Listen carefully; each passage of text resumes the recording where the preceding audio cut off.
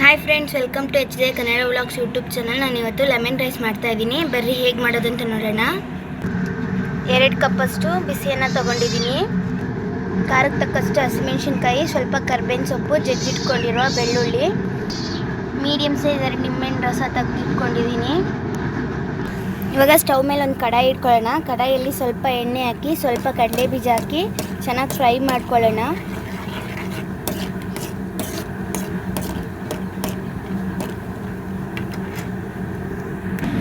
ನೋಡಿ, ಈ ಥರ ಫ್ರೈ ಮಾಡ್ಕೊಂಡು ತಗೊಳ್ಳಿ. ಇವಾಗ ಅದೇ ಕಡಾಯಲ್ಲಿ ಎಣ್ಣೆ ಇರುತ್ತಲ್ವ, ಅದ್ರ ಜೊತೆ ಇವಾಗ ಸಾಸಿವೆ ಹಾಕ್ಕೊಳ್ಳೋಣ. ಇವಾಗ ಅದ್ರ ಜೊತೆ ಸ್ವಲ್ಪ ಕಡಲೆಬೇಳೆ ಮತ್ತು ಸ್ವಲ್ಪ ಉದ್ದಿನಬೇಳೆ ಹಾಕಿ ಚೆನ್ನಾಗಿ ಫ್ರೈ ಮಾಡ್ಕೊಳ್ಳೋಣ. ಇವಾಗ ಅದ್ರ ಜೊತೆನೇ ಜಜ್ಜಿಟ್ಕೊಂಡಿರುವ ಬೆಳ್ಳುಳ್ಳಿ ಹಾಕಿ ಒಂದು 2 ನಿಮಿಷ ಫ್ರೈ ಮಾಡ್ಕೊಳ್ಳೋಣ.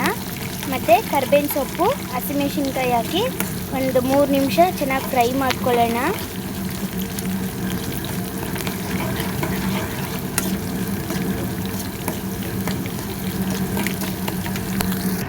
ಇವಾಗ ಇದ್ರ ಜೊತೆನೇ ಸ್ವಲ್ಪ ಅರಿಶಿನ ಪುಡಿ, ಸ್ವಲ್ಪ ಉಪ್ಪು ಹಾಕಿ ಒಂದು 2 ನಿಮಿಷ ಫ್ರೈ ಮಾಡ್ಕೊಳ್ಳೋಣ.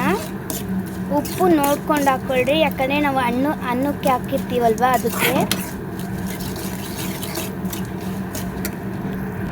ಇವಾಗ ಈ ಟೈಮಲ್ಲಿ ಸ್ಟವ್ ಆಫ್ ಮಾಡೋಣ. ಮಾಡಿ ನಾವು ತೆಗೆದಿಟ್ಕೊಂಡಿರುವ ನಿಂಬೆಹಣ್ಣು ರಸ ಸೇರಿಸ್ಕೊಳ್ಳೋಣ. ಇದನ್ನು ಒಂದು 2 ನಿಮಿಷ ಬಿಸಿಯಲ್ಲಿಯೇ ಚೆನ್ನಾಗಿ ಮಿಕ್ಸ್ ಮಾಡ್ಕೊಳ್ಳೋಣ.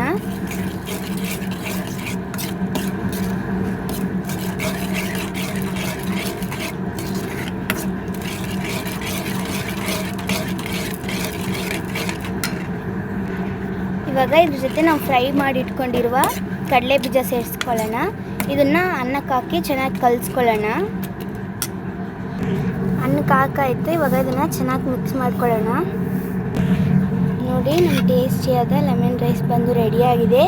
ನೀವು ಒಮ್ಮೆ ಥರ ಟ್ರೈ ಮಾಡಿ ನೋಡಿ, ಸೂಪರಾಗಿರುತ್ತೆ.